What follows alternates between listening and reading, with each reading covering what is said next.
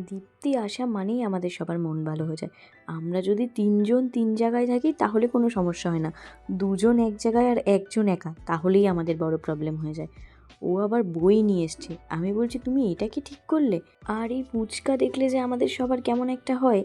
আর সন্ধে মানেই আমরা ১ সেকেন্ড চুপ করে বসে থাকতে পারি না। কিছু না কিছু আমাদের সবসময় চাই। আর তা বলে, "তনু তুই একবারে এতটা করে নিবি?" ও আবার লিখতে বসে গেছিল। তারপর এসেছিল ভাই। আরও সবে বিয়েবাড়ি থেকে আইসক্রিমটা নিয়ে এসছে। আর তনুকে দেখো সঙ্গে সঙ্গে খেতে শুরু করে দিয়েছে। ভাইয়ের কথা শুনে আমরা তো সবাই হেসে লুটোপুটি খাচ্ছি। ও এমন এমন এক একটা কথা বলছে, শুধু কথাই বলছে না, ও আবার তার লজিক দিয়েও বুঝিয়ে দিচ্ছে যে আমি আজ এটা করেছি, কাল এটা হয়েছে। ও যখন ছোট ছিল আমরা ভয় কি ওর সামনে যেতাম না। ও আমাদের এত জ্বালাতন করতো। ও এই গল্পটাই বলছে, ছোটবেলায় যখন আসতাম তখনও তোমরা আমাকে ছাড়তে দিতে আসতে।